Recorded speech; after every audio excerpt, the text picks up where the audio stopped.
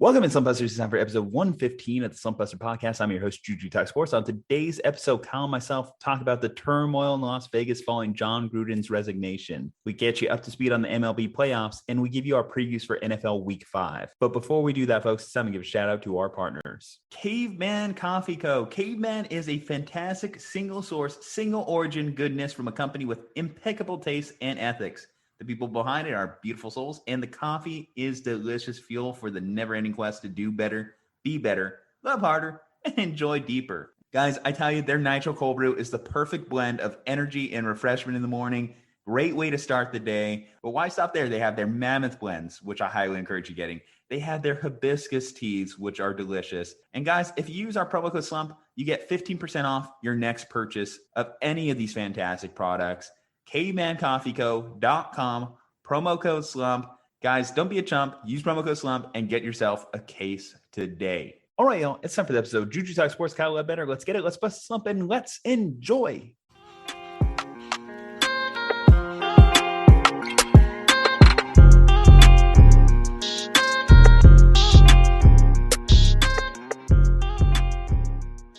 Kyle, there is like some trigger words that I want to just put on your radar that I just, I would respect the courtesy as my co-host to not say these. Game 5, Anthony Descalfani, Boomer Sooner, Texas Longhorns, or the 49ers training staff. Just all of those, if we could just kind of move on. This is a brutal week.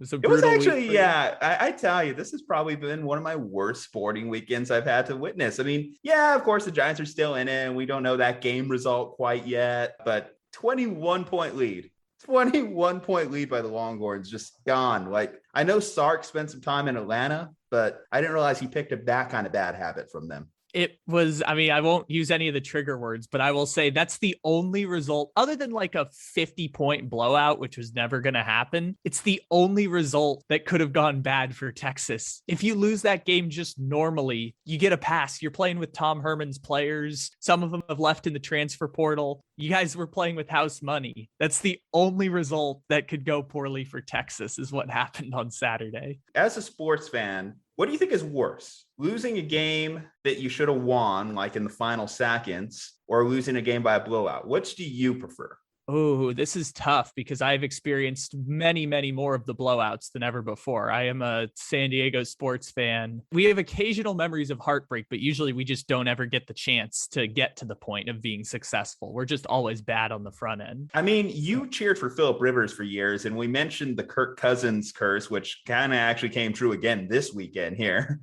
So you had to live through that. So you had to see a lot of Phillip Rivers games. Always being down 8, 1 minute to go, no timeouts, 80 yards away from a score every single week for my childhood. Yeah, lots of those. The Padres since 2006 have the worst record in all of baseball. If you combine all the records of every team, they're the worst team in baseball. So I'd say close finishes because there are some brutal ones in there. Like if you lose one right at the end, I loved those Texas Rangers teams in the 2010s. So Jose Bautista hurt, Jets losing to Mark Sanchez in 2010 after winning 12 games in a row for the Chargers. Those are the ones I remember a lot more than the blowouts. The blowouts don't sting as hard or last as long as the ones that you just thought you had a chance and it didn't happen. Decided we were going to talk baseball at the start of the podcast anyway, so it is official that you guys let go of Jayce Tingler on your Padres there. And I know we kind of went back and forth on it after a show recording a couple weeks ago that you didn't think Tingler was going to get let go. Is Bruce Bochy the only logical option? What do you think for this team? So I should go back and look at the John Heyman report to be sure. But if I'm just remembering off the top of my head, they said the managerial list included Bruce Bochy, Brad Ausmus was in there, John Farrell, the guy who used to coach the Red Sox. There were a few more names in there. I don't remember exactly who they were, but I thought it was interesting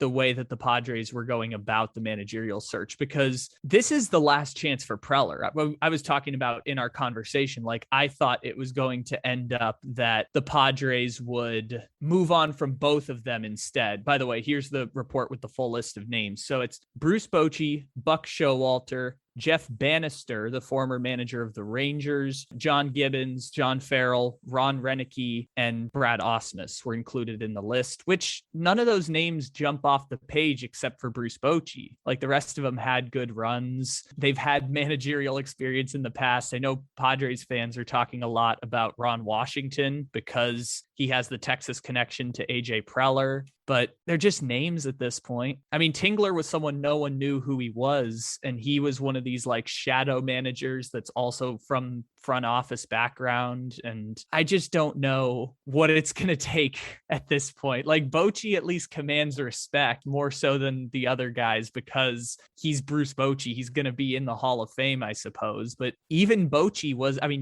from the Giants, like he wasn't that sexy at the end for the Giants. Everyone was like kind of just waiting for him to retire. And it didn't feel like he was like one of these legendary figures in the way that it was, when they were winning the championships. So I don't know if I'm super excited about any of the options. I don't know whether this is just pessimistic because I have the sour taste in my mouth of the last 2 months or what the situation is, but man, I don't feel great about any of those candidates for the Padres. Bochy's probably the one that at least we can talk about the most. So that's fine with me. I mean, Buck Showalter, I thought we were done hiring Buck Showalter at this point, but I would find that one to be content rich. But I don't know what it's going to take to bail the Padres out. We just saw the White Sox make the playoffs with Tony La Russa, and he might be the worst manager in baseball right now. So I don't know what it's going to take to make a significant difference for the Padres. You're always going after Tony La Russa, man. I tell you, you just got something against the guy. But now, as far as what I think the Padres' approach is with that list, is they're trying to blend that old school and new school approach. And I think Bochy would make a lot of sense because he kind of was in that era where analytics started to take over as far as the be all end all, but he still has enough of that old school manager reputation that I think players can really rally behind. He's really that guy's guy of a manager.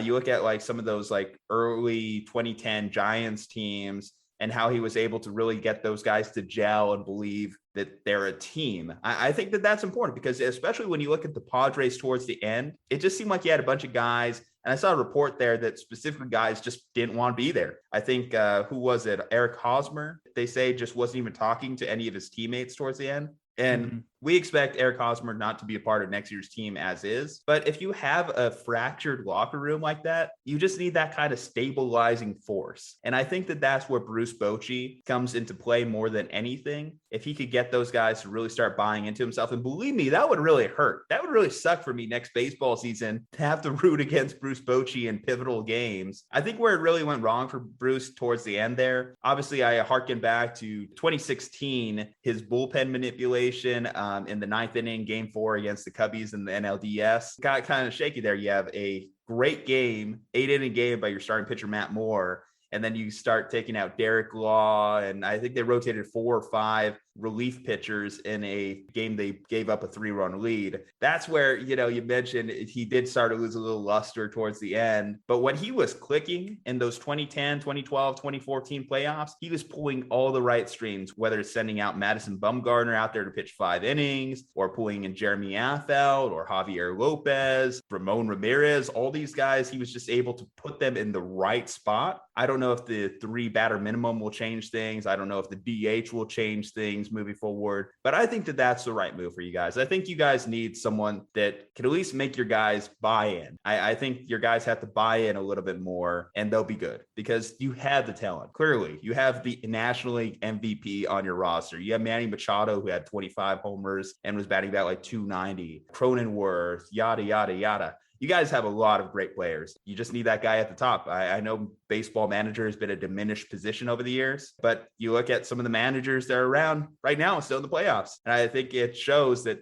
you still need a guy that you can trust. And I think that's a perfect transition to get into it because let's get into who is still alive, who is in the baseball playoffs. We don't know the result on the NL quite yet, so we'll hold off on that. That's for a separate video. Congratulations to the Atlanta Braves on advancing at this moment. I would like to say on that note for the Atlanta Braves, do you remember in 2016 in the World Series when Aroldis Chapman gave up that home run to Rajai Davis? And we thought that was going to kind of be like the pinnacle moment of Aroldis Chapman, was seeing him just turn around and like amazed that he had just given up that homer. And then we flash forward to 2019 and he gives up the home run to Altuve and we see him smiling as he's walking off the field. And then we flash forward to 2020 and in a game 5, Mike Brasso hits a go-ahead homer in the 8th inning, and we see Chapman smiling again. And we have these moments with like these unhittable relievers, more specifically Chapman, but just these unhittable guys end up having these weird moments of falling apart in the playoffs. And I would like to officially decree that Josh Hader became the best reliever in baseball when he gave up that home run to Freddie Freeman. And we were all just stunned that Josh Hader in that situation gave up a home run to end their season. I would like to officially welcome Josh Hader to the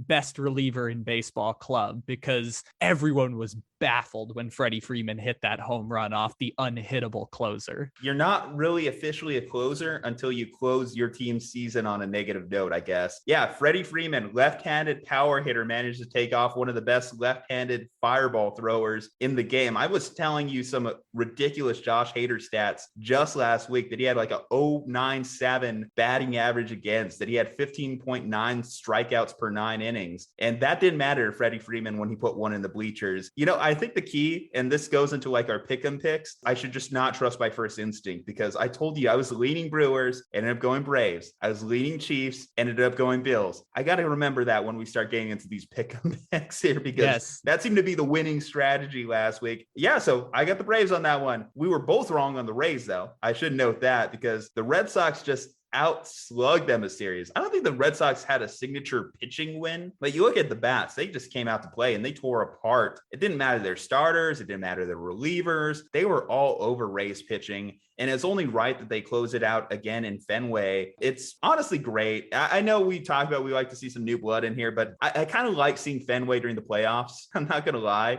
So the fact that we have an ALCS, it's going to be back in Fenway, I think is kind of cool. And let's talk about their opponents too. They get the Houston Astros, who put away with the Chicago White Sox. Now, I found funny about that series, obviously you have a White Sox reliever who was accusing the Astros of sign stealing yet again. But as it turns out, doesn't matter the year, doesn't matter sign stealing, whatever is going on here. The Astros are just good. You just have to give it to the Astros. They're just good. They have Hall of Fame, all-star, all-pro talent. Carlos Correa, I like that he had a little bit of a clap back too at that guy. I think that's just sour grapes, honestly. When you're the White Sox, you're the relievers, you're just getting pounded by their bats. You just kind of want to make some noise and cause some issues. And I got to give it to the Astros in that particular instance to overcome that and just put a team away. So we have a good series on hand. This is going to be a very good series. You definitely know offensively, we're going to see a lot of back and forth. I'm just curious to see what the dynamics are of whose pitchers will have that signature postseason moment. Kyle, what's your pick heading into this one?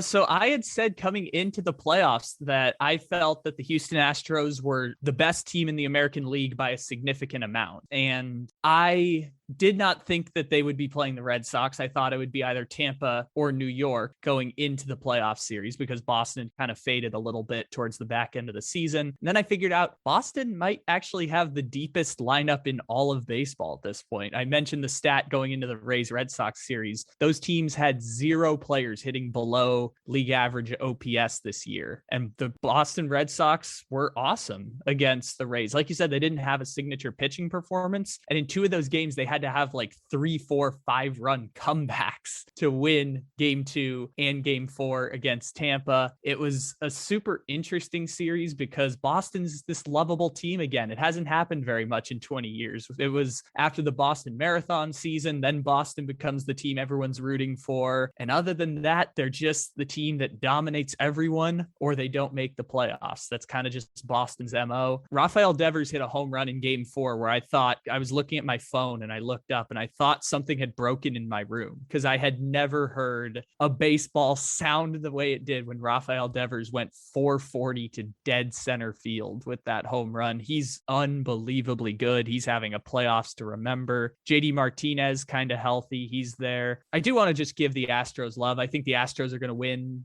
5-6 games. Maybe the Red Sox extend it to 7. I'm not saying like the Red Sox can't win this series. I just think Houston is better in their batting lineup. They're top heavier than Boston. They have 2 really good starters in McCullers and Framber Valdez. I don't know who's going to start a game 3 for the Astros at this point, but those 2 are definitely secure in their pitching rotation. I'm still rolling with Houston because nothing I saw from the first week of the playoffs suggests that, 1, I was incorrect about the Houston Astros being the best team in the American League, but 2, also anyone being able to catch them just because Boston feels like a fun story that's going to fade out. I forgot, we were doing our preview of the White Sox Astros series, and I forgot to mention Michael Brantley and Yuli Gurriel when talking about how great that Astros lineup is, because those are the MLB's 2 leaders in batting average this year. And I didn't even mention them when talking about how stacked the Houston Astros lineup is, with Yordan Alvarez and Altuve and Bregman and Correa, who those guys, being the core of the 2017 World Series team, have kind of embraced being the heels now. I didn't even mention Kyle Tucker this time. So there's just so many good bats. We did mention Kyle Tucker last one, and he did have a big hit at least. So we covered the bases there, as Kyle Tucker literally covered the bases on the field.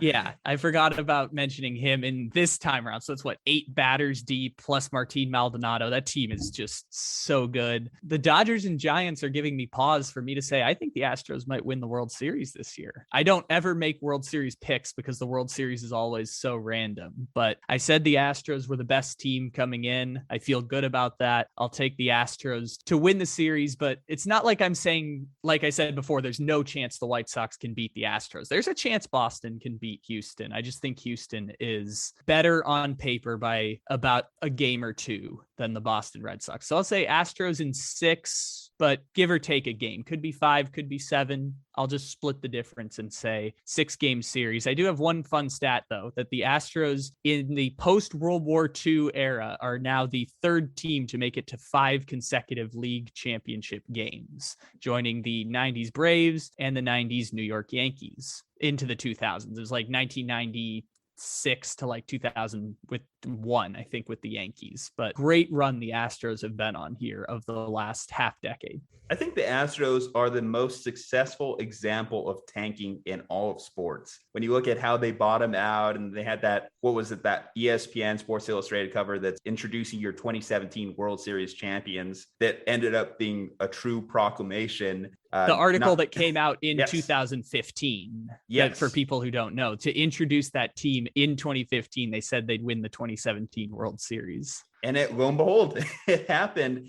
Sure, you could, of course, throw in a cheating scandal in there, of course, but no, I mean, this team just, you look, like you mentioned, names we didn't even mention. That's good that there's so many names that we can't even mention them all. I'm going to lean Astros in 6 as well, mostly because I think the Red Sox are a good enough team that their bats will just show up one game and the Astros won't be able to keep up. I think they're going to win a game in Fenway, for example. Between those 2 factors, I got to see the series going 6 games. I'm not going to completely rule out the Red Sox, but the Astros, everything they got going on, and the 5 straight ALCS appearances, I think, is a great example of just a well put together team. The only thing that I think could possibly hold them back, and I hate speaking this into existence, would be Dusty Baker's run of postseason success. It is one of those things that has always fallen around Dusty like a dark cloud over his career. I hope he breaks that. I hope he finally gets his ring.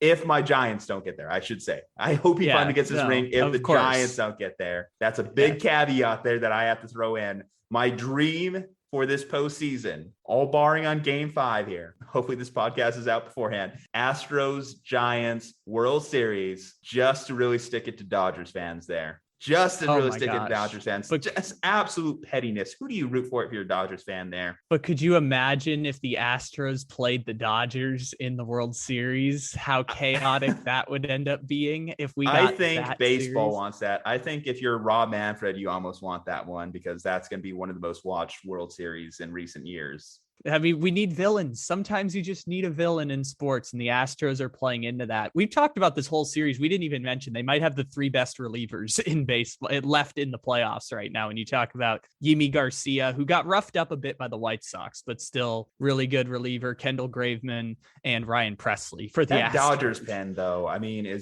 I'm learning that as a Giants fan, as I see these names come out. When you throw out Bruce Dargatterall, Kenley Jansen, Trinan, Joe Kelly's been legit. There. Yeah, Corey Knebel, who was a closer for the Brewers just a couple years ago. All these guys that come out of their pen, I'm like, God damn, how do you get hits off these guys? So I think the Dodgers might have an advantage there as far as the pen. But there's a chance that the Dodgers might be eliminated by the time people are listening to this. There is. And of course, that's what I'm rooting for, but we'll see. I don't want to jinx it. I don't want to ruin things. I'm the kind of superstitious sports fan here. Logan Webb, going against Julio Urias. It's going to be a good one. Yep. I won't mention anything about it. I won't mention the fact that I won't do it. Mum's the word on this one here.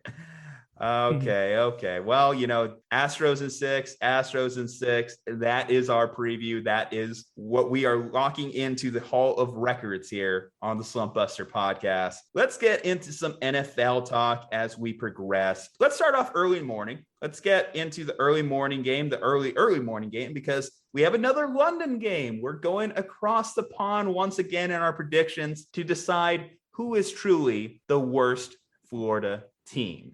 Now, one thing to note, we have a coach on the hot seat. We have a team in turmoil. And I'm not talking about the Jaguars. Yes, I am talking about the Dolphins, who are coming off 4 straight losses. And if you actually go to Dolphins Twitter right now, because that is a place I felt the need to explore my research, they are calling for Brian Flores' head out there. Now, I think they set the expectations really high coming off a 10-win year, and you're expecting Tua to develop, not be out with a rib injury. Fun fact, Tua is going to be out there this week. So he's back from his injury, joining the team in London. The Jaguars actually already went to London. They're there early. They're getting their body clock adjusted. And I don't know if that's going to be a huge advantage for them. Obviously, the Jaguars are the most well-traveled team to this facility than any other team in the National Football League. Trevor Lawrence, Urban Meyer, these guys haven't had to make the travel necessarily. I don't know how this happened scheduling-wise, but you realize the Dolphins actually play next week?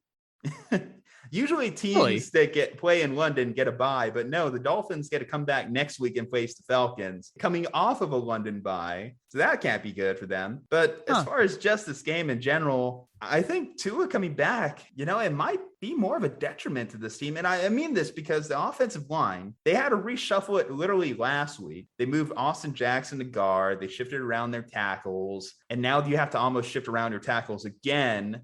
Now that you have the lefty thrower, the Jags are the worst team in terms of turnover differential in the NFL with a -10. They're both bad teams. No one could really stop other teams' running game. The Dolphins are amongst the lowest in the NFL at opposition's running attacks, which kind of gives me the slightest inclination to say the Jags will upset the Miami Dolphins in London. You're picking the end of the longest losing streak in 45 years in the NFL. I think James Robinson could have a day on this team. That would be good for me because he's my fantasy RB2 at this point. So I would be all in on that one. But let's go back to the Brian Flores thing real quick, because last year, remember when Ryan Fitzpatrick completed the face mask Hail Mary the second to last week of the season against the Raiders? The thing I said was just put that Raiders team and that Dolphins team side by side and tell me what the difference between those two teams were. They're basically the exact same team. And the Dolphins won 10 games and the Raiders won 7 games last year. And that was just a byproduct of the Dolphins generated a ton of turnovers on defense, and they were really lucky in 1-possession games, which both of those things don't usually replicate year over year. Add to the fact that now your quarterback has been hurt for 4 weeks so far this year. It just creates a situation where you were basically a 7-9 team masked as a 10-6 team last year that now is playing with their backup quarterback. I just don't know what firing Brian Flores is going to accomplish. if you're a Dolphins fan? Is it just the rule of the NFL that if you don't make the playoffs in the first 3 years, it's better to just fire the coach and try over again? Because if that's going to be your case, then sure. I just don't know what that's going to accomplish if you're Miami. The joke about the Dolphins for 20 years has been that they always draft offensive linemen and they can never block anyone. And you mentioned Jesse Davis and Liam Eichenberg and trying to switch different positions around and find people that can play different places, but none of them can block anyways. With all of that being said, I'm still picking the Miami Dolphins this week to beat the Jacksonville Jaguars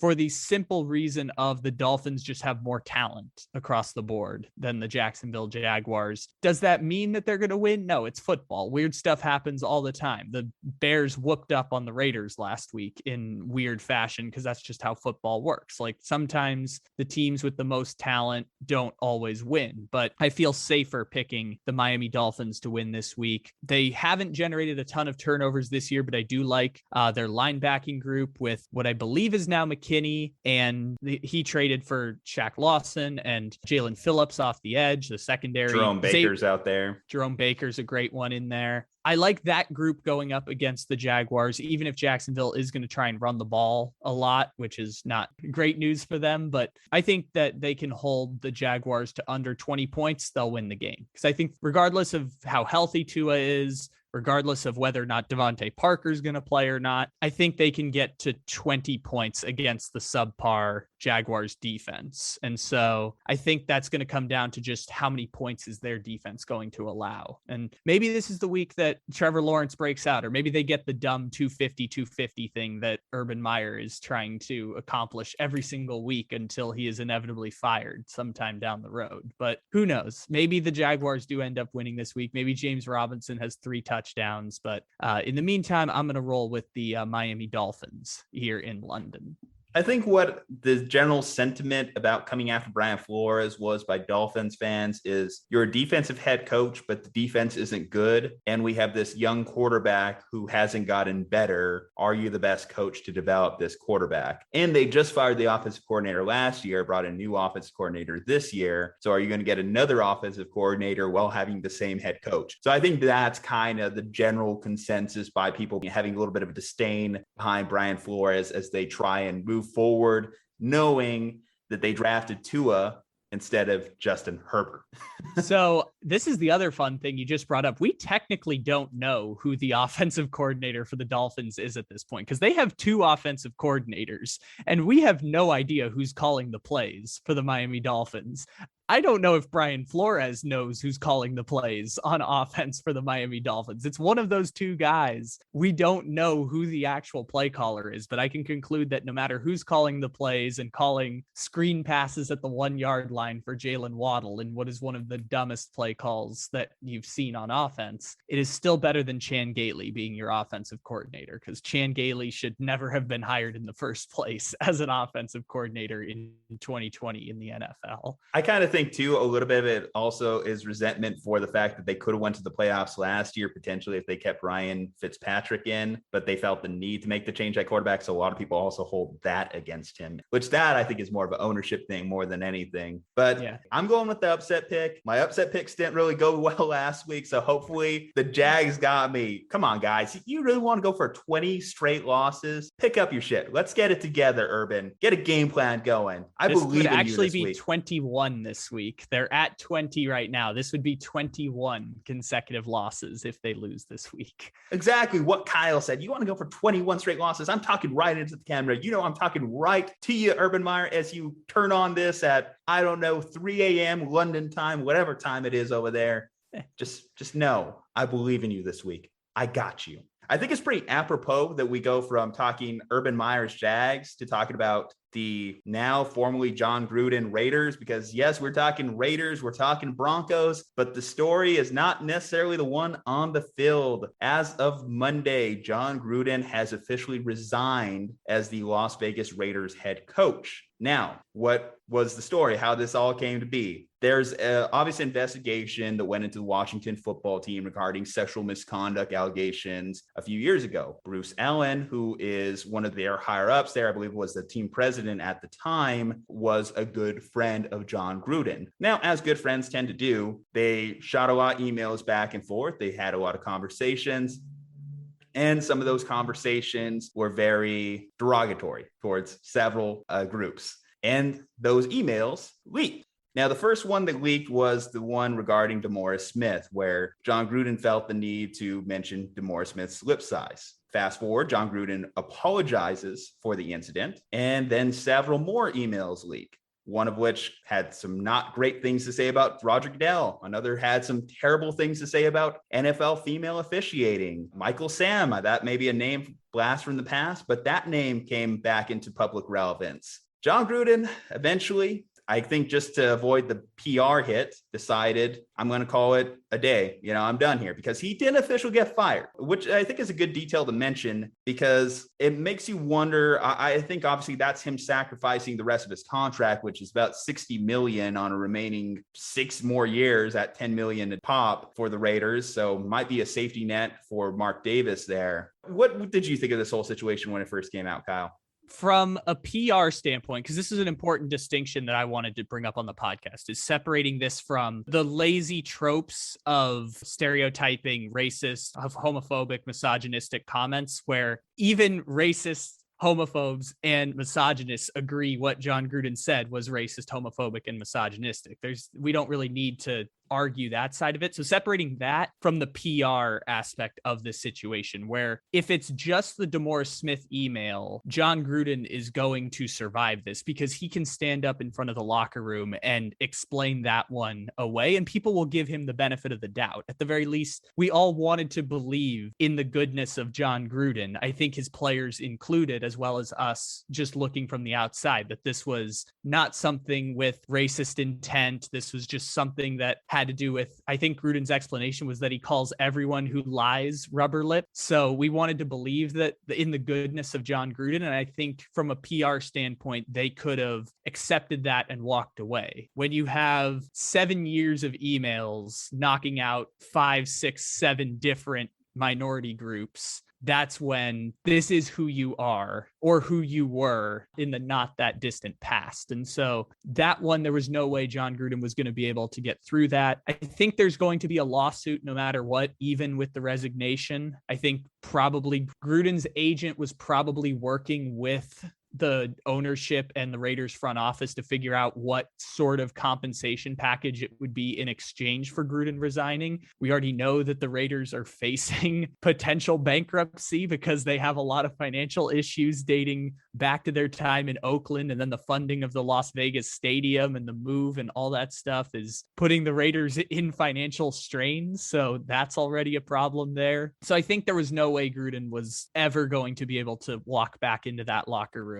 Just from a PR standpoint of the Raiders organization, did not have this information in the past. Now they have this information and they have to evaluate it under that circumstance. So, and they would have decided to move on from John Gruden, even if John Gruden doesn't resign. I don't know if Gruden recognized that it was over and he both were on the same page, or the Raiders had to inform him that it was over. I don't know what the conversations were there. I was listening to Sally Jenkins of the Washington Post today, and she was talking about who could have leaked the information to the New York Times and the Wall Street Journal. And there's a few interesting cases here. It could be someone within the Washington organization who potentially wanted revenge towards Bruce Allen, who, as you mentioned, was their team president, I believe, for 12 years. He was the president of the Washington football team. It could be someone within the NFL Players Association who are now calling for the release of all of the emails pertaining to the Washington football team story. Could be someone within the investigative team who's frustrated by the progress of the investigation, because it is technically an NFL investigation.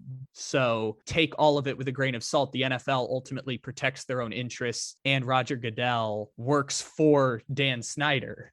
He's one of his 32 bosses, even though apparently, like, for the last 16 months, Dan Snyder hasn't been running the Washington football team. They've kind of just turned the franchise on autopilot and kind of told Dan Snyder that you can't be involved in the day-to-day operations while they're investigating. But still, Dan Snyder is for now technically one of Roger Goodell's bosses. So maybe there's someone within the investigation that leaked it, or the weird conspiratorial one, which is the NFL leaked it, because there is a lot of bad information that is going to come out. And so if they distract us with this little bit of news about John Gruden or news about Adam Schefter having journalistic credibility issues, and that's the stuff we can eat up, and John Gruden takes the fall, maybe we can protect Dan Snyder a little bit more. And maybe, just maybe, Dan Snyder gets to keep his team instead of being forced to sell, like what happened with Jerry Richardson and the Carolina Panthers with all the Me Too stuff that surrounded that. So all of that to say, this was something that was a logical conclusion. It's unlike anything I've seen in the last 10 years of being able to kind of understand this stuff. It's a really interesting situation that we will now pivot into talking about the Raiders as a football team outside of, because that's the nature of football, right? Is that the Raiders are going to have to move on as a franchise and as a team. And just like the last 20 years of Raiders history, it feels like the Raiders just get, kicked in the behind. Whenever something good happens, all of a sudden, everything you thought was good and well about the first real identity the Raiders had of the last, well, really since Al Davis died, you have an identity of the Raiders outside of the son that has a terrible bowl haircut. It's not what you thought it was. And now you're looking around and thinking, where are you at this point? Because the Raiders are still a pretty good football team. It's just that now they have to act as most teams do when your coach gets fired, which is like, are we punting on this season? Can we rally around this? Do we want to rally around each other? It's a weird situation that's going to be weird to talk about given everything that's going on with the organization. It's definitely been a turbulent week for the Raiders. When you think about game blown out on Monday Night Football, then you have the loss against the Bears, you have the first email leak, and then obviously you end in John Gruden's resignation. I think the resignation gets a lot weirder when you talk about the fact that he had the most secured coaching deal that we've ever seen also in our lifetimes. That 10-year deal is just not something you see an NFL coach ever get. And it was obviously because of the close relationship between Mark Davis and John Gruden. I've heard conspiracy theories saying, yes, this was the NFL leaking this because they not only want to get Gruden, but eventually they want to tie this back to Mark Davis because they want him out of there. Now, that is a theory because obviously Mark Davis, you mentioned the financial troubles of the Raiders. Would they like to get someone like a Jeff Bezos in there, or someone with more high esteem that has outside interests outside of football to elevate this new Las Vegas venture? Now, that's neither here nor there. That's all hearsay at the moment. You talked about wanting to give John Gruden the benefit of the doubt, and I did. I really did, coming off of the first initial set of comments, whether it be the rubber lip thing. And now I should say this beforehand. I obviously disavow anything that John Gruden said, the totality of it, everything in a vacuum, but we'll go through each kind of like statement one by one and where I kind of was on initially looking at this story here. When it came to the DeMaurice Smith stuff, my question on that one was when people were, well, is John Gruden just straight up a racist here? Is he saying this about DeMaurice Smith, the black man, or is he saying this about DeMaurice Smith? Is he targeting him? Yes, obviously, he talked about someone's lip size when they are a black man is a racial trope, and that is something that we should steer away from behavior-wise. But mocking someone's physical appearance, while again not acceptable, doesn't necessarily mean that he has any kind of pure racial prejudice, maybe just a prejudice against DeMaurice Smith.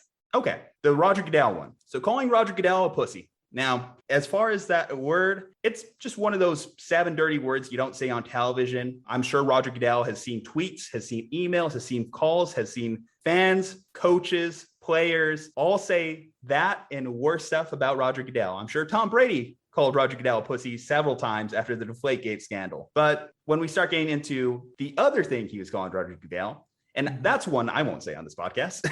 It's yeah, just not but one for people who don't know the story, it's the F word that's a slur for someone who is gay. That's the word that was used, just for context, because Chris Mortensen did a story where he put explicit in there and we didn't know exactly what it was, but just for context, that's what word he used. For context, yes. Obviously, it's one that I wouldn't use. It's not one that I've ever felt comfortable saying in any context. But if you go into an Xbox Gamers Lounge, it's definitely one that gets thrown around freely. I think I once heard Bill Burr in a comedy skit say, if you walk down a street in Boston, you called it 3 times before you reach the end of the block. Now, 10 years ago, was it slightly more of an acceptable vernacular? Again, not saying it's right, not saying it's a great word to use, but was it used a little bit more freely back in the day? It was. Now, here's where I think is where it really starts getting into fireable. When you start talking about the female referees, because the NFL is not going backward. They're not going back to a time where there's no female referees. So if you have any kind of negative connotations towards that type of hiring, the NFL is not going to stand by you. The NFL would like to get to a place where they're hiring not just female coaches, but like multiple female head coaches in the league. That's the direction that Goodell and other people at the top have actually like made public, that that's somewhere that they'd like to move towards. Exactly. So the NFL is not going backwards in that regard. So you coming after that group is one that Roger Goodell and the NFL is not going to stand for. You could call Roger Goodell a pussy all day, but if you start questioning his move to get the more diversity in the NFL, that's where he's going to give a little bit of pushback. Another one, talking about Michael Sam, talking about Jeff Fisher, a little less explicit, but still not great, saying that he felt the NFL and Roger Goodell were forcing the Rams to draft, as he called it, queer players. This is especially bad for the Raiders head coach, considering that Carl Nassib, who actually took a personal day today, I saw that was a story today. You were showering him with praise in the offseason, but if you're Carl Nassib, don't you have to think that's all fake now? Don't you have to like look at that and think, wow, this guy's literally calling out the idea of a openly gay player getting drafted. Mm-hmm. Meanwhile, I kind of came out openly gay this year, which is something that I kept very closet identity the previous couple of years of knowing John Gruden. How do I know that this last 4 or 5 months since I made my announcement wasn't just a phony for the cameras type of, kind of show, all for show kind of thing? Yeah. And the thing that I think I've been proud of sorts, which is, again, weird connotation given that pride means something different in this context. But the thing that made me feel good was that we have people in the media who are not making this all about like, what does Carl Nassib say as a representation of the LGBTQ community around John Gruden? I'm glad that we haven't done that so far, because Carl Nassib was not openly gay until this year, yet he'd been in football locker rooms for 15 years in his life. Carl Nassib has encountered hundreds of people with similar beliefs to John Gruden, people who have probably said it out loud many a times in a football locker room, even still today. Like, there are lots of people who think privately the same things that John Gruden does. One of them was coaching the Browns playoff game last year when Kevin Stefanski got COVID.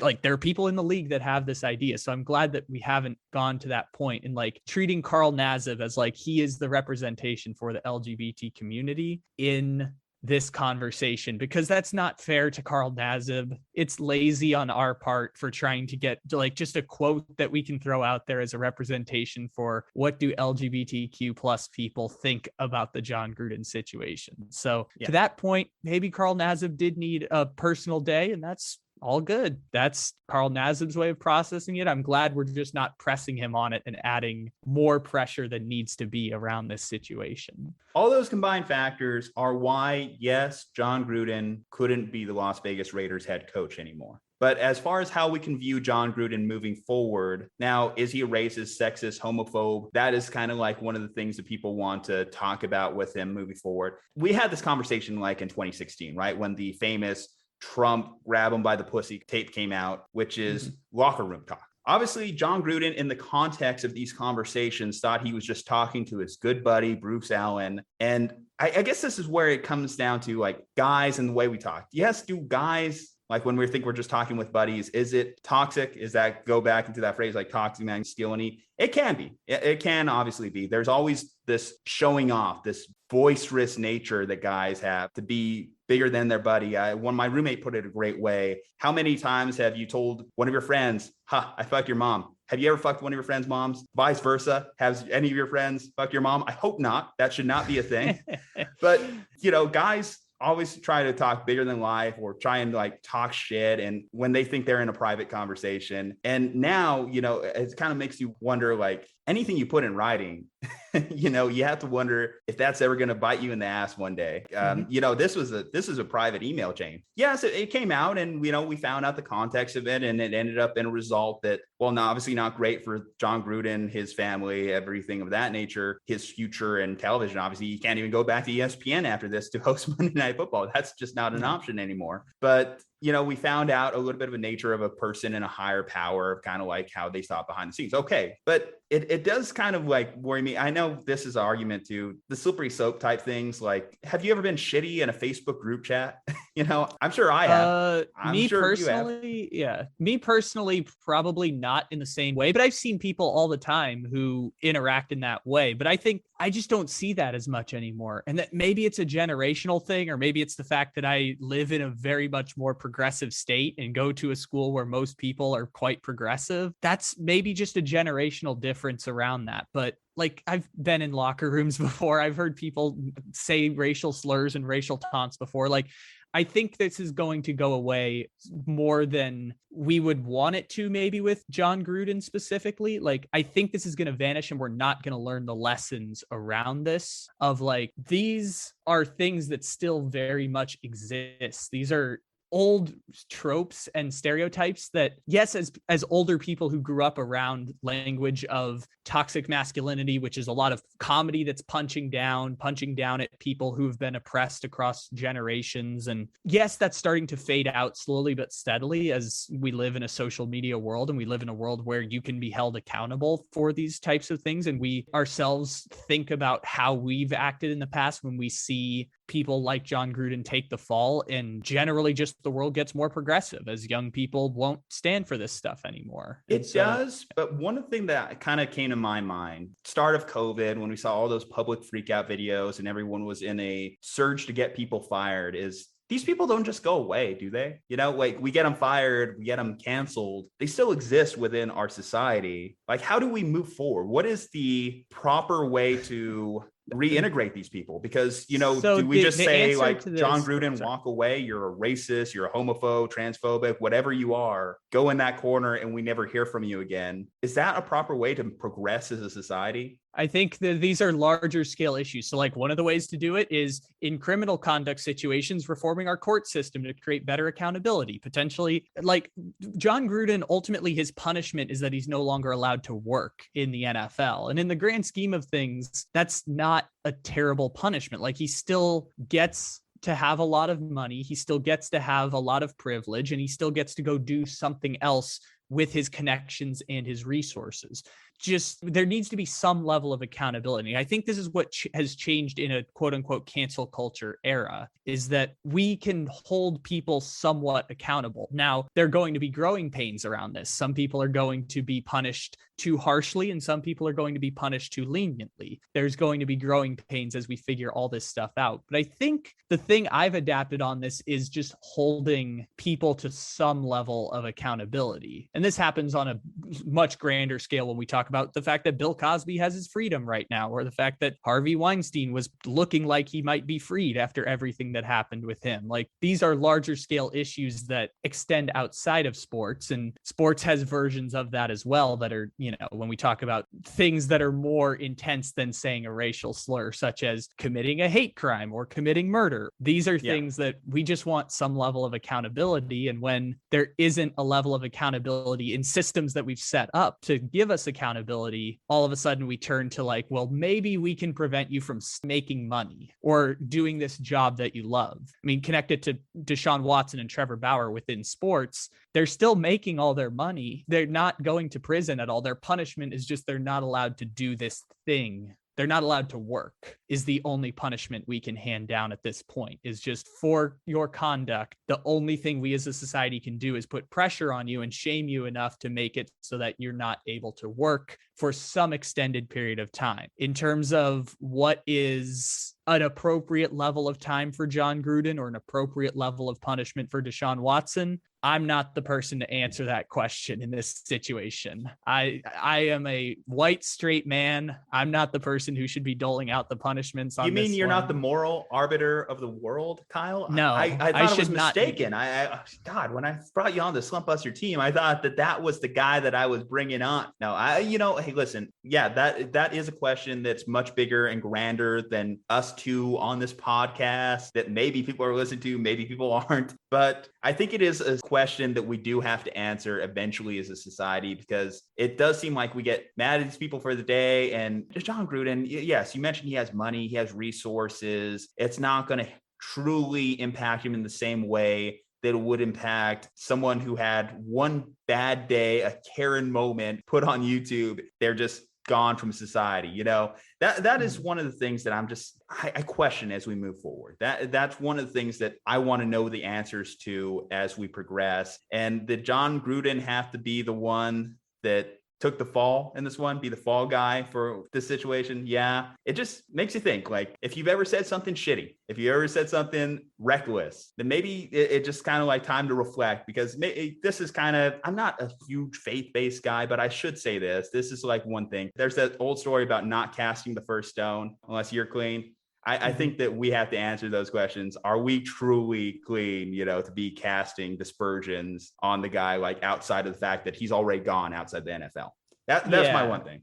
It's a slippery slope. And from where I stand right now, I think John Gruden is going to work again. It might be years down the road, but I do think John Gruden, if he wants to, can work again. Now, might John Gruden decide, okay, I'm going to go do something else. I've got net worth of $70 million. I'm going to go be a philanthropist. I'm going to go be an entrepreneur. Maybe that's what John Gruden wants to do with the rest of his life. Like, this is a question he'll have to ask himself. Going into the locker room, that can't happen. Once you have those tags thrown on you, whatever those tags, those ist tags, they don't come off, really. They really don't. The internet has a short memory, yes, but there's names from the past that we still think of in that kind of way. Like someone like a Chip Kelly, like even though his was very loose, there wasn't really much to stick to him as far as people were throwing out racial issues with him. That followed him around to this day. People still mention about it every now and then. 3 examples around that right now, just real quick. So one is Art Briles, who is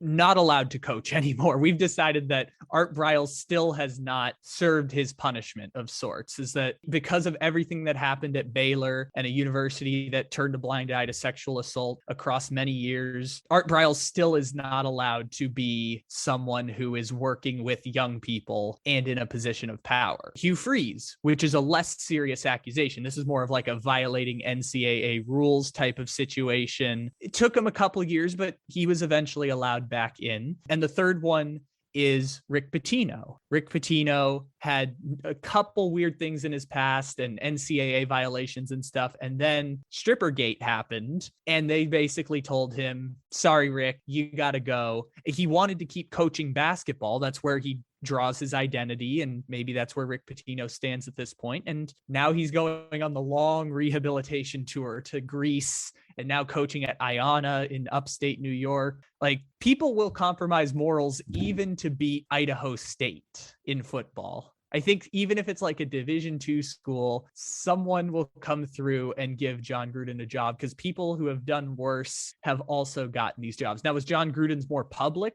than most people? Yes, but I think that's just the nature of the job that John Gruden was working, being outside of Bill Belichick, I think the second highest paid coach in the NFL up to this point. So I think just the nature of that is going to let John Gruden back in at some point. When that'll be, again, I'm not the moral arbiter on this. Maybe he won't come back in, and maybe John Gruden decides he doesn't want to coach again. But I think over time he will be forgiven. And to your point before about we need to sort this out in some kind of way to like find out what is fair and appropriate punishment for bringing people who are, I'm putting this in air quotes, canceled back into society. I think it's just going to be more trial and error. And hopefully the systems around that can set up an accountability measure so that we don't have to do so much public shaming of people who come from a previous generation or come from, again, lazy, racist, stereotypically homophobic, misogynistic. I think part of me trying to be the devil's advocate here is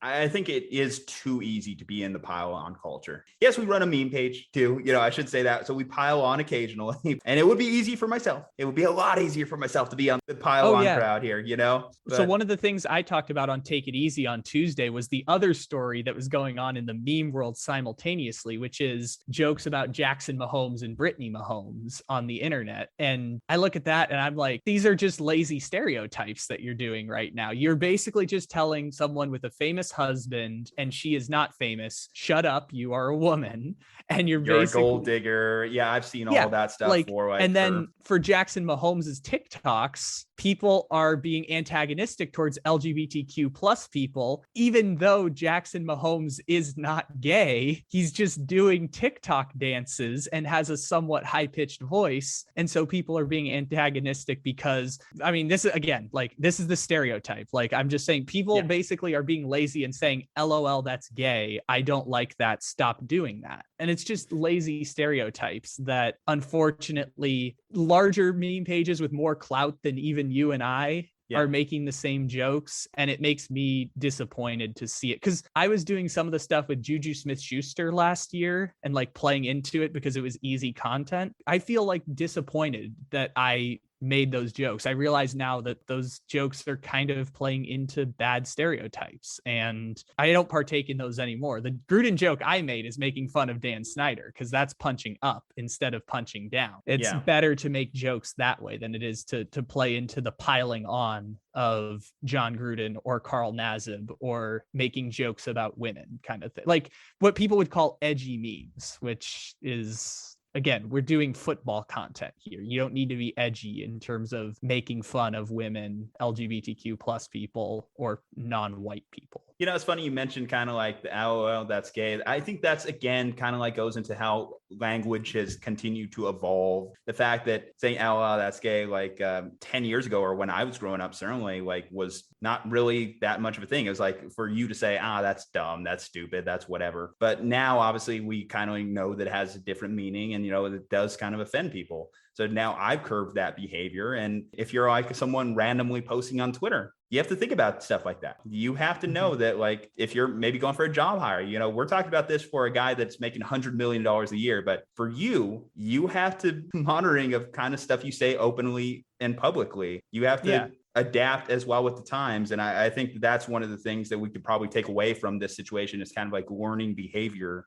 I was just going to say, even when I was in middle school and high school, people would say that all the time. But I think back then we just didn't really care. We kind of knew if we were talking to someone who we knew was gay, we weren't going to make gay jokes. When we were talking to someone who was a girl, we're not going to make misogynistic jokes. But then when you have people from similar backgrounds all together, that's when all of a sudden real character comes out, because people feel like you can say it without having any repercussions for it. And that's where toxic masculinity and everything that we've been talking about kind of festers out. I think it still exists today. I think it's just the best way to do it is to bring people from different backgrounds together, to have not just one gay friend, but multiple gay friends, and having multiple friends that are not the same race, gender, sexual orientation as yourself. That's actually the best way I've learned how to not be in these situations, or find myself seeing someone be antagonistic and realizing there aren't repercussions for it, and then just be an ally for those people. It's important that people in the majority voice the minority opinion, because that's how society is going to get better in the long run.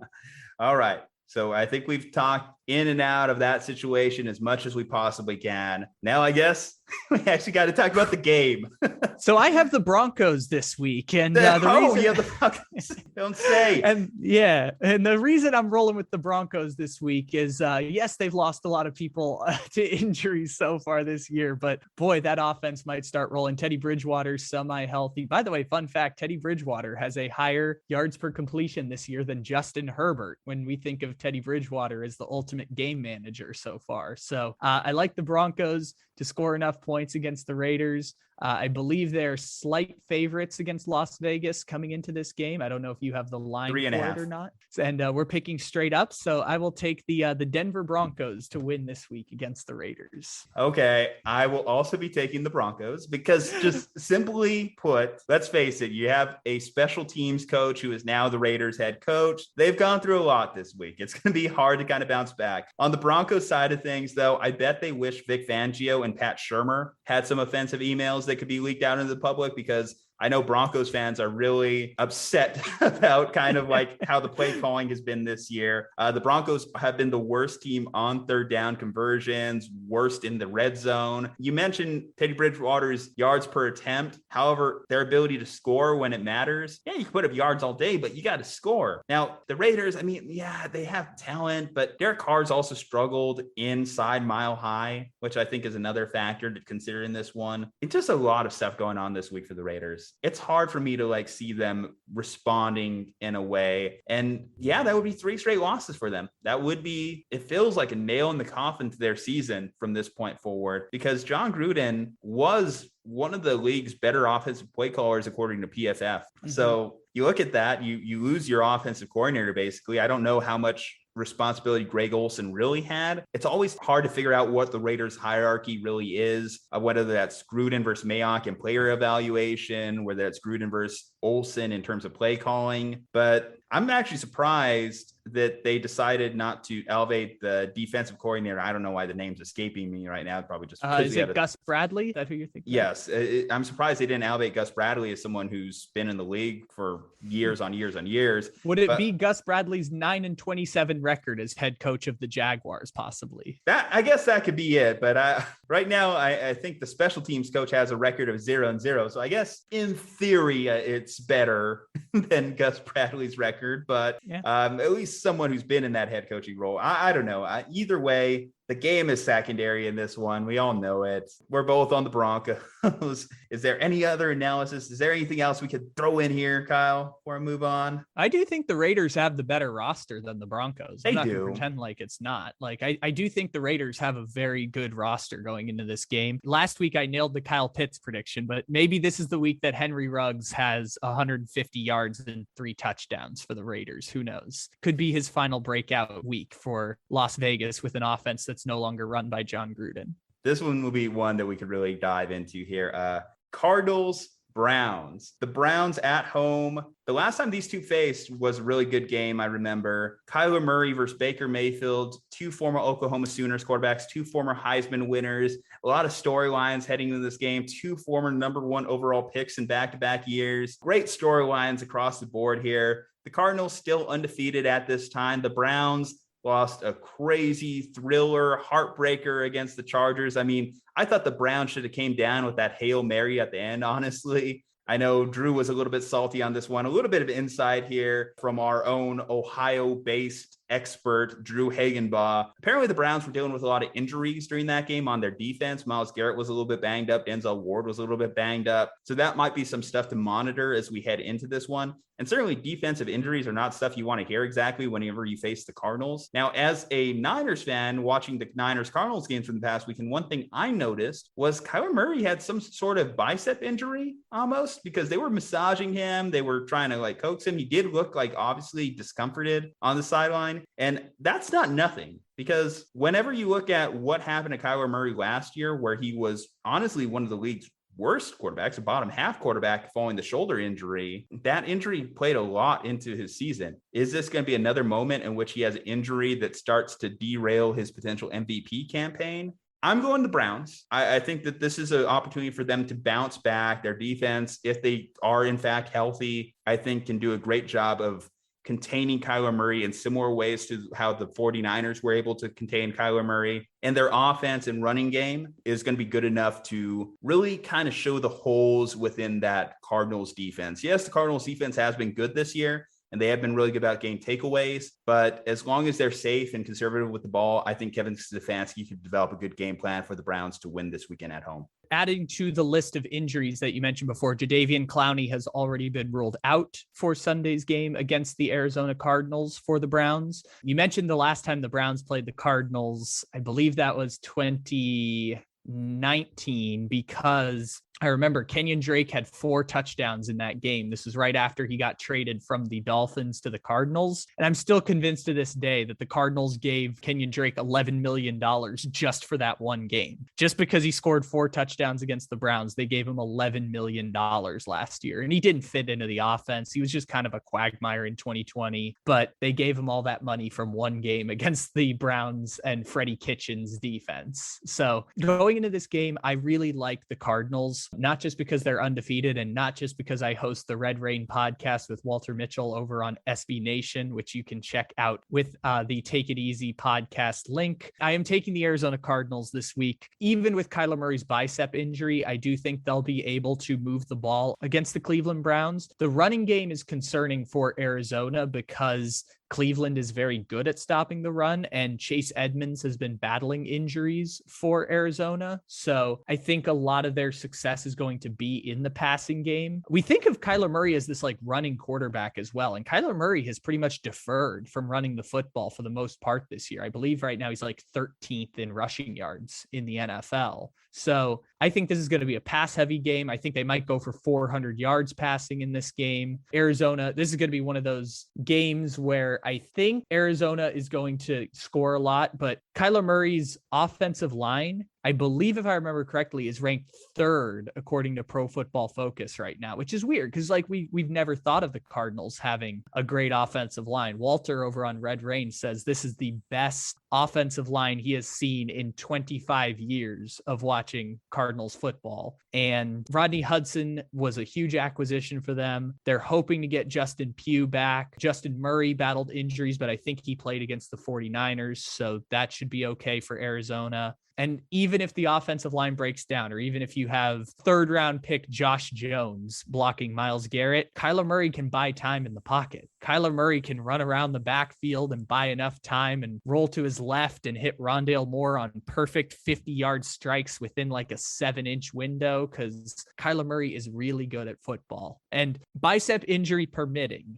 Kyler Murray is really good at football. So for the first time, we will go against each other, and I have the Arizona Cardinals to continue their run for the 3rd consecutive week as the only undefeated team left in professional football. I'm going with Browns. You're going with the Cardinals. Actually, that is the 2nd time we're disagreeing in this podcast. I actually went with the Jags, as you recall. Oh, that's right. I know I got lost in talking about the racist, transphobic, homophobe that was John Gruden, but yes, we did in fact disagree on the Jaguars and Dolphins. The most important thing about this podcast.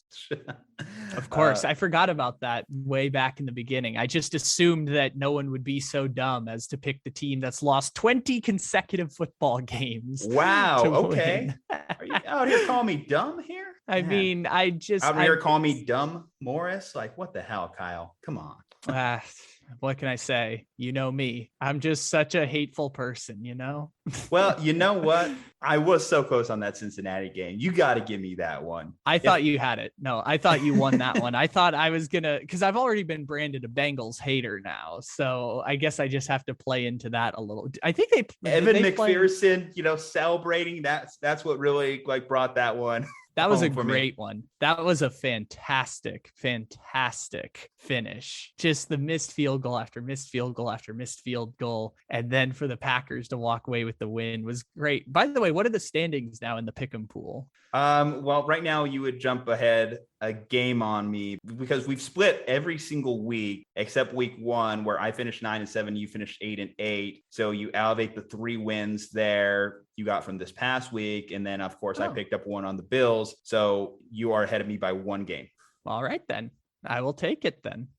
Well, let's get into another highly contested shootout type game. Really has some big time AFC implications here. The Chargers are going into Baltimore, a battle of 4-1 teams. The Ravens at the moment are a 3-point favorite. The Chargers, like I mentioned, they had a crazy one against the Browns in SoFi. Back and forth. I think it was 47-42. Lots of points to the board. Justin Herbert had his best game of the season. 4 touchdowns through the air, 1 on the ground. Absolute stud. Again, giving Miami Dolphins fans nightmares for years to come. The Ravens, on the other hand, Monday Night Football, they were down big against the Colts, but Lamar Jackson had his most impressive day of the year with 440 passing yards, an insane completion percentage, 4 touchdowns, and I believe he chipped in 62 rushing yards on the ground. Just an all-world performance. So you have 2 quarterbacks who are coming into this game extremely hot or coming off their hottest performance yet. And I have been so discombobulated as far as picking Chargers games. I think I've been wrong about them, pretty much as wrong as you've been on Seahawks games this year. So I'm very concerned about where I go with this one. Kyle, can you go first on this? I just need to know where I'm going. I got to think about this one a little. I can go first on this one, and I'm interested to see if this is a ploy to pick against me in this one. But I like the Baltimore Ravens to win this Chargers. You got my evil strategy. Yes. I called your bluff on that one. So I actually had both helmets here just in case. I didn't make this one as like a strategic pick beforehand, but I was going to pick the Baltimore Ravens through and through because not only did Lamar Jackson, when his team was down 22-3 against the Colts, have 360 passing yards and 4 touchdowns in the second half in overtime, he did it completing 91% of his passes.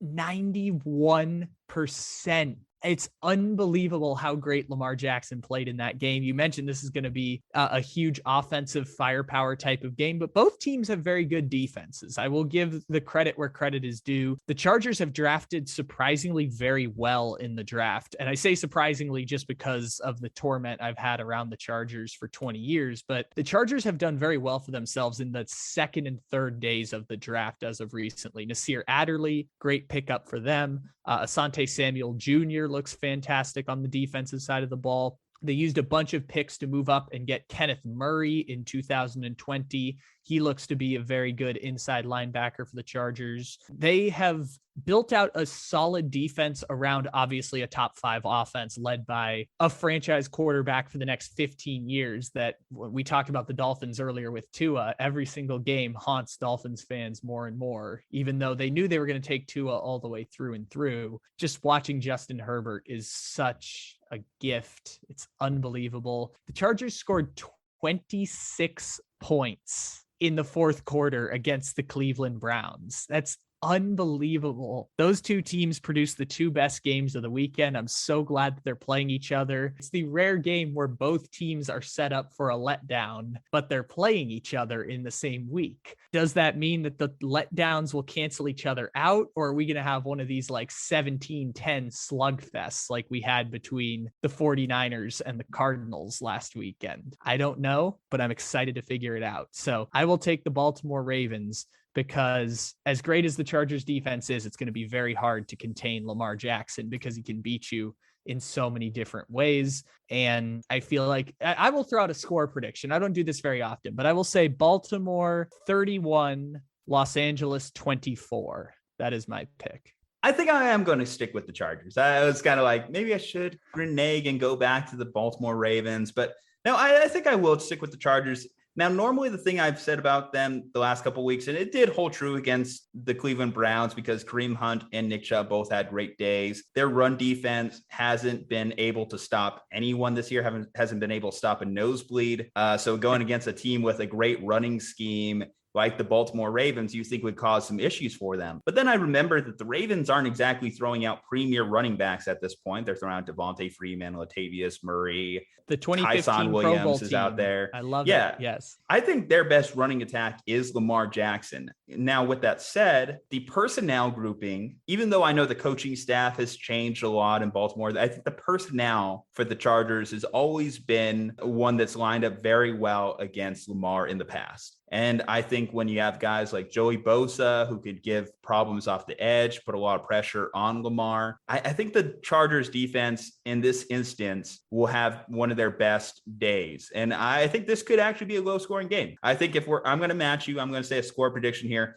I'm going to say Chargers 24, Ravens 21. I think it's going to be a little bit on the lower side. I don't think either team's going to escape the 20s. I might be dangerously wrong on that one, but that's why we're here. We're here to be made the fools sometimes. It looks like we both feel the same way about the Ravens defense, considering that the Chargers scored 24 points in both of our predictions. So we feel about the same there. That is true. I think the Ravens defense, I don't know truly what to make of them. They have been beat several times this year, have looked bad several times this year, but they've maintained. They're one of those bend, don't break kind of defenses more than anything. It's going to be a lower scoring game than people are thinking, especially you mentioned two teams coming off a hot one. I think another advantage that potentially could work in advantage for the Chargers here, we're moving later in the season, so these morning start time games become less of an issue. And also, the Ravens are coming off a short week too. So playing on Monday night, coming off a short week. So there's a couple factors there. And I'll give Justin Herbert the benefit of the doubt. The kid's just amazing. I mean, Lamar's amazing too. This is a good one. This is one I'm glad that we have on our pick 'em pool. And I could be wrong here and be satisfied walking away with it because I think that we'll still have a good game nonetheless. Okay, so we get to talk about some NFC North rivals right now. The teams that headlined the NFL 100 game a couple years ago. I know what you're thinking coming into this game. Come on, we're talking about the Bears. The Bears. We had to. I mean, they're 3-2 right now. The Packers are 4-1. So in theory, this is a matchup for the division potentially. This is one if the Bears were able to get the upset here. And the Packers have played in a lot of close games. So I'm not going to completely rule out the Bears here. I know everyone rolls their eyes when they think about Matt Nagy, but the funny part about it is if, the season end of the day, the Bears are in a position in which they might be in a playoff picture again. And if that happens, damn, how do you fire Matt Nagy, the coach that goes to the playoffs every year? It's kind of like a Bill O'Brien situation at that point. Now, I didn't really watch much of the Raiders-Bears game, to be honest. And it's weird because I felt like it never really came up on my Red Zone channel either. But yet you look at the scoreboard, you look it up, and the Bears are just dominating the Raiders. So I'm asking myself, how are they scoring all these points? What did they exactly do that beat the Raiders? I think they had barely threw for over 100 passing yards or something like in that game. Example. Reminds me of that game last year where Cam Newton had like 68 passing yards and scored 45 points. Yeah, so every now and then you just have those aberration of performances. Now, I know Aaron Rodgers, obviously in these games against the Bears, just has been responsible for so much heartbreak in the city of Chicago. He just comes up with something late. The Bears defense is playing well. And just Devontae Adams. Now, I think some stuff that the Bears could do well. I think they might be able to take Devontae away because the Packers don't really have a great second option right now. Ever since MVS went on the IR, Alan Lazard has been asked to step up, and he hasn't stepped up at all for them. Robert Tonyan has just been gone this year. His season last year, the 10-plus receptions for touchdowns. If you're a fantasy owner, you're cursing the name Robert Tonyan. But no, the second option has been Randall Cobb this year for people. There you who are go. wondering. Randall Cobb, I saw a meme earlier this year that Aaron Rodgers asking for Randall Cobb to be on this team is similar to Adam Sandler asking for Rob Schneider to be in all his movies.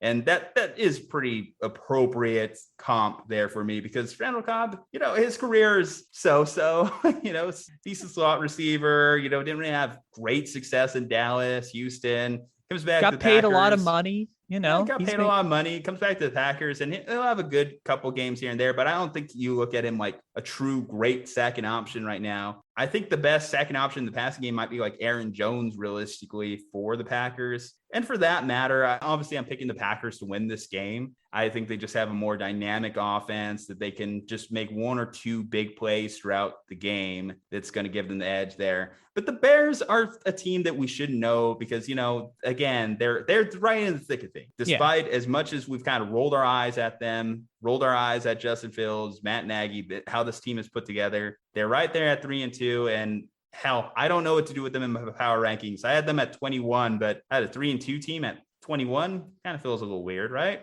Yeah, the Bears are a weird 3-2 team so far this year, which is funny because last year they were kind of the same boat where on paper they're like a 5-11 or 6-11 team this year because things are different now. But I would say they might win a couple games that maybe they shouldn't, and that'll help them out. They got 2 against I guess they beat the Lions, so that one kind of helps make you 3-2 when you get to play Detroit at home. That's one that you should normally beat the Bengals, beat the Raiders, who we thought were good teams at the time. Yeah, that is totally fair. What's interesting is that they haven't been generating a ton on offense this year, and that's not surprising. Like we all know the Bears offense isn't very good, but they don't have David Montgomery anymore. And one of the keys that helped them get to the playoffs in December last year was, yes, there are shortcomings with Trubisky. Trubisky's like a fringe starter. He might be the best backup in the NFL now, but you can mask those shortcomings with a strong run game. And if I remember correctly, I believe David Montgomery had like 700 rushing yards in the last 5 games last year. He was one of the best running backs in the NFL. And he came into this year and he played really well. Well, I guess just the Bengals victory. They didn't win the other one, but he played very well in their first 2 games. And the fact that he's gone now makes me concerned that Damian Williams, although Damian Williams had a pretty good game against the Raiders last week, if I remember correctly, I think the Raiders outgained the Bears on offense and still lost by like 14 points. But even still, will they be able to replicate a run game? Because if you take away the run game, either Justin Fields is going to have to perform like one of these weird, like 300 plus yard games as a quarterback and maybe rediscover Allen Robinson, who has basically just disappeared from the face of the earth at this point. Or I guess the alternative is just the Bears win one of these like 10-7 slog fests where their defense like takes away the ball from Aaron Rodgers like 3 times in one of those weird Aaron Rodgers type games. So I'm going to roll with the Packers as well. I don't think this one is particularly going to be close. I think this one might be like one of those 21-3 games at halftime that the red zone stops paying attention to once we get to the second half. But maybe the Bears will like storm back for a backdoor cover once they actually open up the offense with whoever's calling plays now. I don't know if it's Nagy or Bill Lazor or whatever the Bears are doing at this point. But I will take the Packers to win this game because there's no way that the Bears are going to be 4-2 and beat the Green Bay Packers here this week. How would you grade Aaron Rodgers' season so far? Because Drew and I were kind of talking about this one. He's quarterback 15 on the year currently in fantasy. He hasn't really lived up to his MVP season last year. Put a letter grade on Aaron Rodgers in 2021. I will say B+, because last year was a weird kind of fluky year for Aaron Rodgers where everything felt like it was clicking every single week. And we've seen that Aaron Rodgers this year. They showed the splits on the broadcast of the game against the Bengals. He started the game 4 for 9, 44 yards, no touchdowns, 1 interception. And then after that, Aaron Rodgers went 21 for 23, 239 yards, 2 touchdowns, no interceptions. That's basically like a perfect quarterback rating for people keeping track at home. That's near perfect 151.7 or whatever the perfect QBR number is. So we've seen the glimpses of that Aaron Rodgers, but he hasn't put it together across a whole season like he did last year, or even like across 2 straight months or 4 or 5 straight games. Will that happen later in the season? I would guess not, but the only reason that's the case is all of the stuff that we kind of know about Aaron Rodgers, where his heart really isn't in it, and he's just 38 years old. Like, it's really hard to be really good at 38 years old. Tom Brady is listening in the distance as he throws 5 touchdowns on the Miami Dolphins this past weekend. But for every Tom Brady, there's also Matt Ryan, who's slowly breaking down in front of our eyes. And Ben every Phillip Roethlisberger. Rivers. Yep. Big Ben. Like, there are all kinds of examples like that. Who's like in his early 30s. Yeah. No, people forget that first year in the LaFleur offense, Aaron Rodgers was basically a game manager, and the Packers were the best when Aaron Rodgers was a game manager. And unfortunately, that broke down when they played a really good defense because the system wasn't actually that good. It's just the system had players that were better than everyone else's players. And I think to an extent that's still the case, but Aaron Rodgers has done more of that game managing type stuff, whether that's because regular season games don't matter to the Packers this season, that the only thing that matters is those 3 games in January and maybe February for the Packers, because they've proven that they're a really good team. We know they're a really good team. No one's really going to contend with them in that division. Maybe that's part of it. Maybe Rodgers' heart isn't in it all the way. I just don't know the real reasoning behind that, but it's not like he's been terrible. He had the terrible game against the Saints, yes, but it's not like he's been terrible this season. We've seen MVP Rodgers in the second half against the Lions, in the second and third quarters against the Bengals. Like, we've seen MVP Rodgers show up, just not the way it was last year. If you got him on your fantasy football team, I'm sure you're very disappointed by how this has gone, but I would say B+ for Aaron Rodgers this year. Okay, well, that wraps it up. We both got the Packers. We're both on the Broncos. We're splitting on the Ravens and Chargers. We're splitting on the Browns and Cardinals. And we're splitting on the Jags and Dolphins. Upset pick. Let's get it. Come on, Jacksonville. Yes. You're rolling there. But then I'm on the other side where you have the Miami Dolphins, the greatest football team, and they run the ball from goal to goal like no one's ever seen. We're in the air, always in control. And when you say Miami, you're talking Super Bowl, because we're the Miami Dolphins, Miami Dolphins, Miami Dolphins #1. That's going to be a clip. That's going to be a clip. That's going to go on the Instagram. You can play the T-Pain remix too over it, because T-Pain did indeed make a remix of that Miami Dolphins song in 2008, and they haven't won a playoff game since then. Oof. Big oof. Don't give me any editing ideas there. All right, guys. You know what to do. You gotta hit that subscribe button, guys. We're closing in on 2,000 subscribers. Had a big month. Thank you to all the viewers. Thank you to all the new subscribers. We really appreciate you. Leave a like on this video if you're watching this on YouTube. Leave a 5-star review on this if you're listening to this on iTunes. Check us out at Slumpbuster Podcast on IG, at Slumpbuster Pod on Twitter, and check out our partner, cavemancoffeeco.com. Yes, cavemancoffeeco.com. Come on, don't be a chump. Use promo code SLUMP at cavemancoffeeco.com. From Juju Talk Sports, from Kyle Ledbetter, stay safe, happy, and healthy. We'll see you next time.